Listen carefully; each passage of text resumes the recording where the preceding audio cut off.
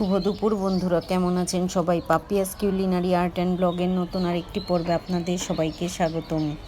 ঘুম থেকে উঠে চা নাস্তা খাওয়া হয়ে গিয়েছে, রান্নার সব কিছু রেডিও করে নিয়েছি। তবে আজকে প্রথমে জামা কাপড় ধুয়ে স্নান করে ছাদে চলে এসেছি, আর এরপর রান্নাটা করব। দুপুরের জন্য রান্নাটা করব, সব কিছু রেডি করে আগে স্নান করে নিয়েছি।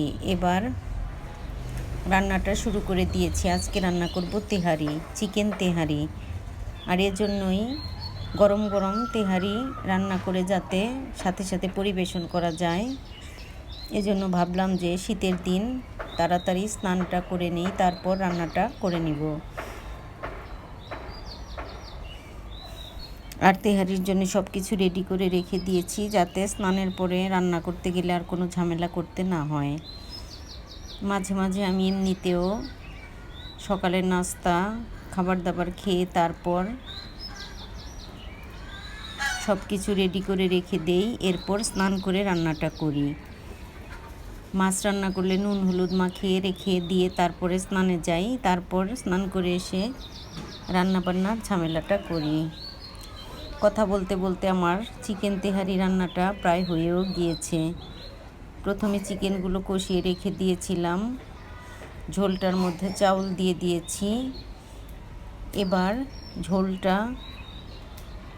চাউলটা সব শুকিয়ে গিয়েছে, এর মধ্যে আমি দিয়ে দিয়েছি আগে থেকে রান্না করে রাখা চিকেনটা।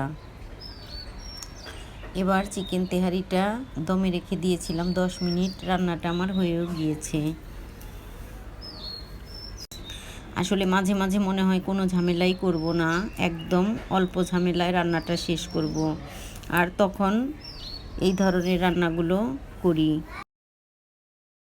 আর এই রান্নাগুলো ঝামেলা কম হলেও বাচ্চারা ভীষণ খুশি, আমারও ঝামেলা কম হয় রান্না করতে, আর বাচ্চারাও খেয়ে অনেক ভালো বলে, যার জন্য মাঝে মাঝে এই রান্নাগুলো করা হয়। এবার আমার রান্নাটা হয়ে গিয়েছে, গরম গরম পরিবেশন করব। তবে তার সাথে একটু ফুলের বড়া ভেজে নেব। এগুলো হলো মিষ্টি কুমড়া ফুলের বড়া। সকালবেলা মনকে নিয়ে আসার সময় মিষ্টি কুমড়া ফুলগুলো কিনে নিয়ে এসেছিলাম। 6টা ফুল 15 টাকা। আসলে সব জিনিসেরই এত দাম, কি বলবো। আর সেই 6টা ফুলই এখন ভেজে নেব। 4টে ফুল আমি ভেজে নিয়েছি। আর এই ফুলের বড়াগুলো, বড়াই বলুন আর পাকোড়াই বলুন, খেতে ভীষণ ভালো লাগে। আরও 2টো ফুল রয়েছে, এগুলো আমি ভেজে নেব। তারপরও তেমন ফুলগুলো সতেজ ছিল না, কিন্তু এরপরও এতটা দাম। আসলে পোলাও বা তেহারির সাথে বেগুনি খেতে আমার খুব ভালো লাগে, তবে আজকে বেগুনি না ভেজে এই ফুলের পাকোড়াটাই ভেজে নিলাম। এবার খাওয়া দাওয়া করে চলে এসেছি ছাদে। ছাদে সবাই জামা কাপড় শুকাতে দিয়েছে, অনেক জামা কাপড়, আজকে পুরো ছাদে জামা কাপড় দিয়ে ভরা। আর দিদি চাল ধুয়ে শুকাতে দিয়েছে, এগুলো ভাঙিয়ে গুঁড়ি করে তারপর পিঠা বানাবে। আসলে সারা দিনে যত কাজই করি না কেন মনে হয় যে একটু ছাদে গেলে ভালো লাগবে। শীতের দিনে তো একটু রোদে গেলেই ভালো লাগে, গরমের দিনে ছাদে আসলে আসাই যায় না, এতটা তাপ রোদের। আর শীতের দিনে মনে হয় কখন কাজ সেরে একটু ছাদে যাব। তো চলে এসেছি ছাদে, অনেকটা সময় ছিলাম। আর ছাদে আসলেই দিদির এই ফুল গাছগুলো, লাউ গাছ, এগুলো সব ঘুরে ঘুরে দেখা হয় আর একটু ভিডিও করে নেই। এইগুলো হলো জুঁই ফুল। এর আগে আসলে আমি কখনো জুঁই ফুল চিনতাম না, দিদির বাসায় এসে প্রথম জুঁই ফুল দেখলাম। তবে ফুলগুলো যেমন দেখতে সুন্দর, এর স্মেল আরও বেশি সুন্দর।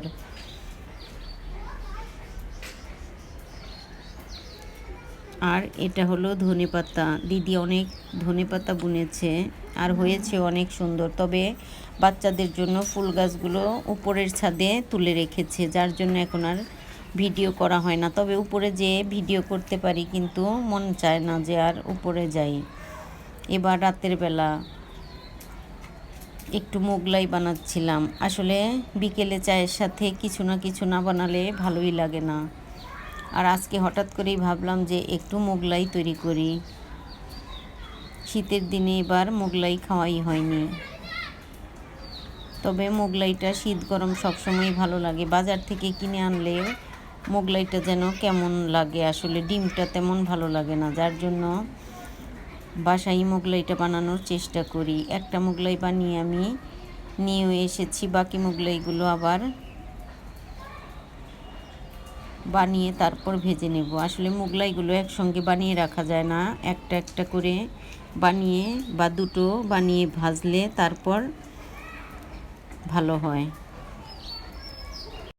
আজকে অবশ্য 4টা না 5টা মোগলাই ভেজেছি, অনেকগুলো মোগলাই আজকে ভেজেছি আর খেয়েছিও একদম অনেকগুলো করে। আর আজকের মোগলাইটা অনেক বেশি টেস্টি হয়েছিল। আর মোগলাইটা এতটাই টেস্টি হয়েছিল যে মোগলাইটা রাতের বেলায় আমরা চায়ের সাথে কিছুটা খেয়েছিলাম আর বাকিগুলো ডিনারে খেয়ে নিয়েছি। রাত্রে আর অন্য কিছু আসলে খাওয়া হয়নি, মোগলাই দিয়ে আজকে রাতের ডিনার করা হয়েছে। তো বন্ধুরা, আমার আজকের এই ভিডিওটা কেমন লাগলো অবশ্যই জানাবেন। যদি ভালো লাগে তবে একটা লাইক কমেন্ট শেয়ার করার অনুরোধ রইল। যারা ফেসবুক থেকে দেখছেন তাদেরকে অনুরোধ রইল আমার ফেসবুক পেজটি ফলো করার। যারা ইউটিউব থেকে দেখছেন তাদেরকে অনুরোধ রইল আমার ইউটিউব চ্যানেলটি সাবস্ক্রাইব করার। ভিডিওটি দেখার জন্য সবাইকে অসংখ্য ধন্যবাদ। সবাই ভালো থাকবেন, সুস্থ থাকবেন।